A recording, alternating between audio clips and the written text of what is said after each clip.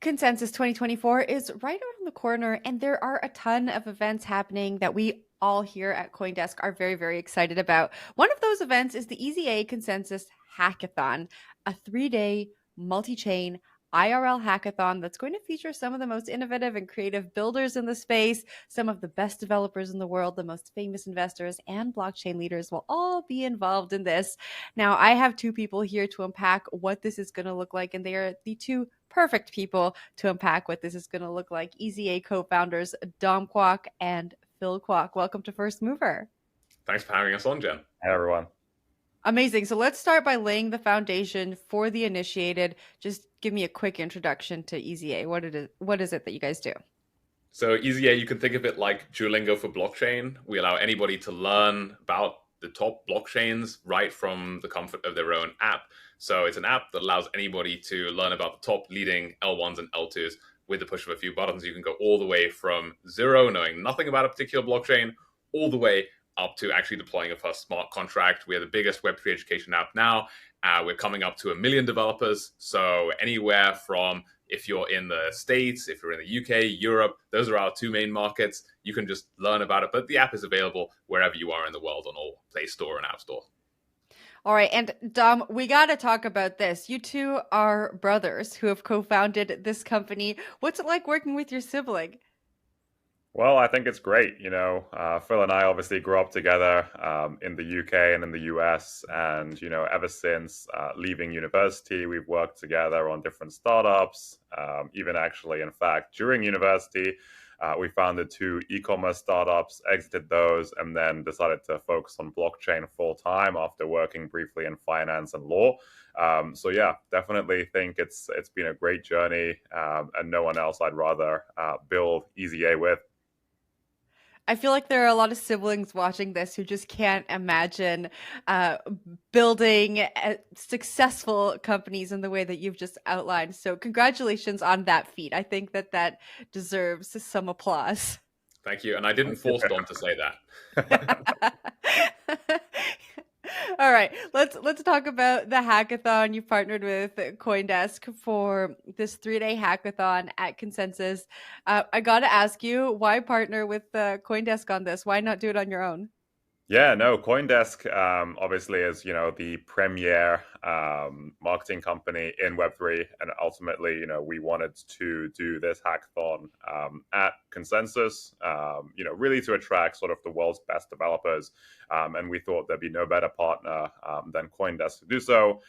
Originally, when we started working and then figuring out the hackathon, we thought, CoinDesk would have this huge reach. And ultimately as well, when CoinDesk approached us with the potential possibility of hosting the hackathon, we thought, this would be a no-brainer, combining our respective expertise and, obviously the EasyA side, getting developers, educating them, getting them building on the world's leading chains, and then ultimately CoinDesk's, great distribution network as well.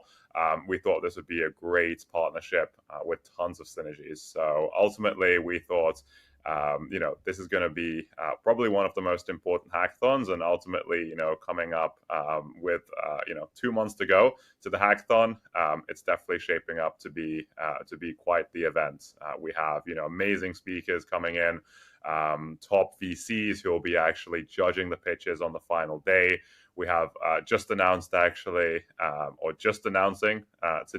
over $200,000 in prizes for participants who are going to be hacking with us, and millions more in VC funding and grant funding from different ecosystem teams who are participating. So it's going to be an absolutely incredible show, and we're pretty much already sold out. So looking forward to seeing what everyone builds at the hackathon.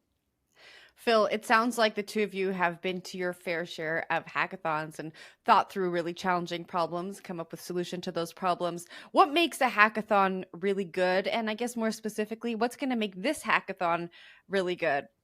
What's special about a hackathon is it really forces you to build something very, very quickly and ship it. So some of the world's greatest products came out of hackathons. If you could think about the Facebook like button came out of a hackathon. And even within the EasyA community, startups are now valued at over $2.5 billion. And that's just from hackathons. So what's special about it is that it's a melting pot of people, of amazing ideas and brilliant minds. and it just forces you to ship something. We all get analysis paralysis at some point, and this just makes you cut through all of that.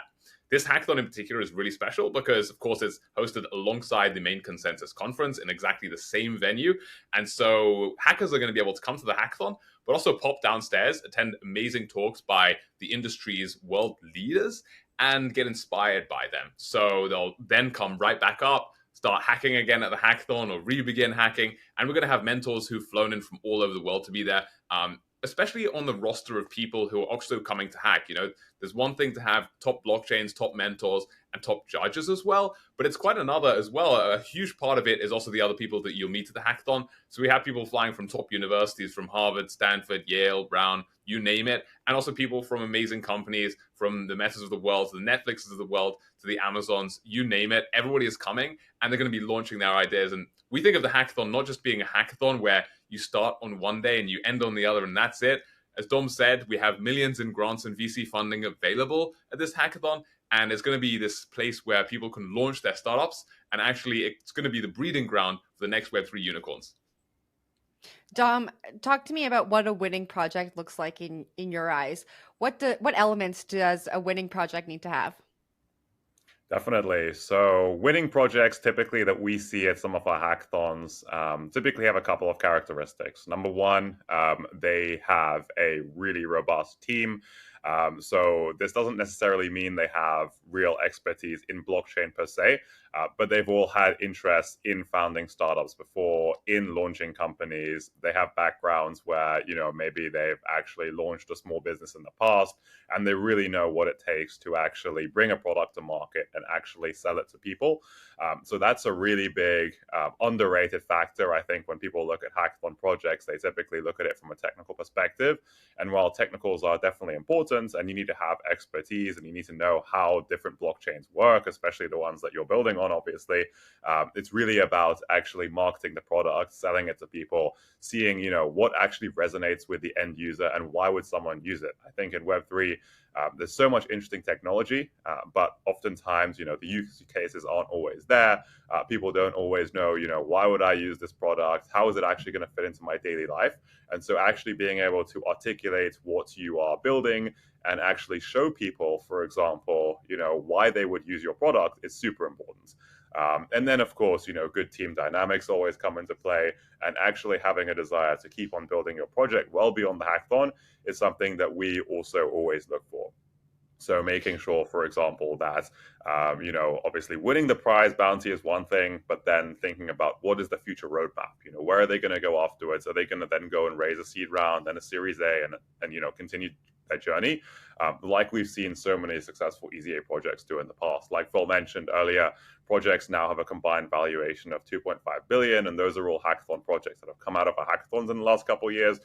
So we really have a good grasp on what actually it takes for a project to go from idea and actually building around a certain prompt to actually going out there and raising from A16Z, YC, Founders Fund, all of these really amazing VCs.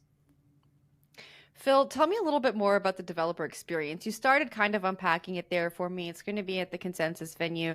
It's developers are going to have access to all of the talks and stages that are happening. But if I'm a developer, I'm coming down with my team. I have a project that we've been thinking about. What does the day-to-day look like?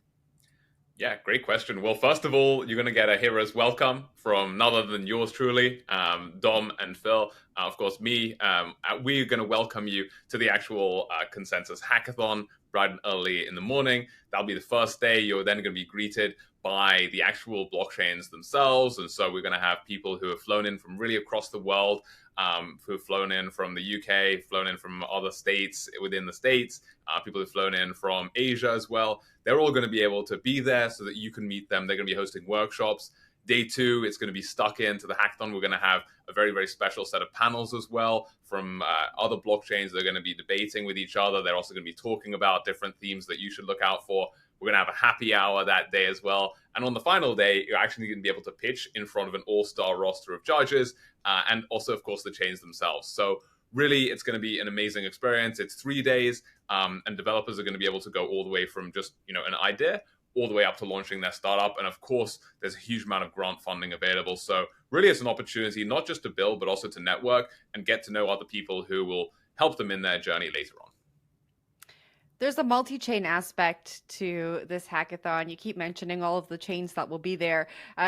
Unpack that a little bit more for me. Do developers need to be thinking about developing on a specific chain, or are there specific chains that they need to be thinking about? Definitely. So there are the chains who we've partnered with to put on this amazing hackathon, and developers will be able to choose which chain they want to build on.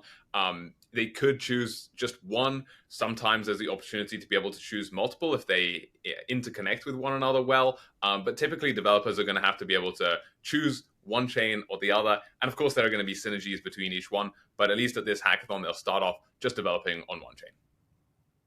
I have a question for you. You know, you often see builders at these conferences and they say, I'm spending all my time at the conference. I don't have time to build. In your opinions, how much time should you spend on networking and how much time should you spend on building? What's the ratio there? Well, that's a great question. The good thing is that we've actually made it very easy for developers to choose. I think that the great thing that we've set up is actually that since the venue will not be open overnight, you can spend overnight networking, and you can come back in the morning and start hacking. So no sleep, just hack during the day, during the night network, have some That fun, sounds and then come back exhausting, and Phil. pitch. I don't know if after a night of partying, your brain will be fully there for thinking through some of the challenges that this industry is facing right now, but maybe. Exactly. Well, who knows? Who knows what people can create with with a fresh pair of eyes after a little bit of partying or a little bit of fun in the evening. Now, I didn't ask you yet, what stage of development should projects be in? Is there a requirement for the stage of development a project can be in for developers who are wanting to join?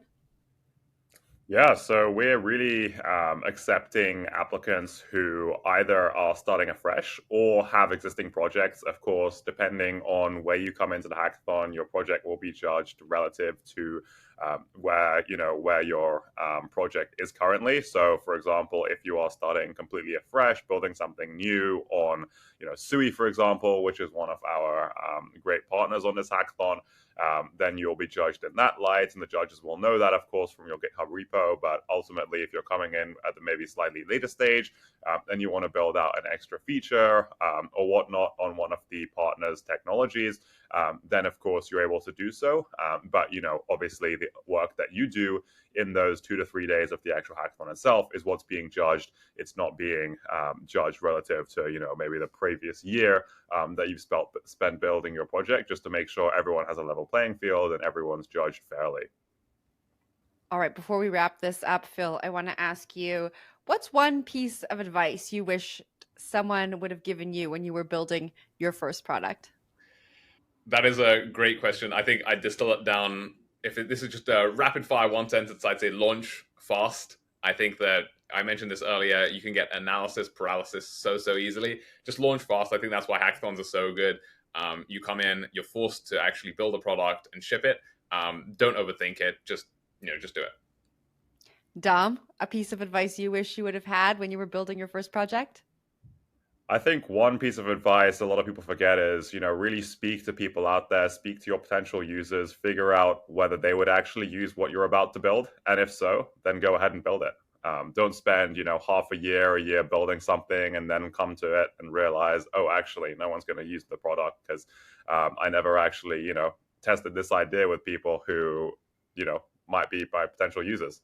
So yeah, definitely go out there, speak to people, gauge their interest, and if there's a lot of excitement, go out and build it.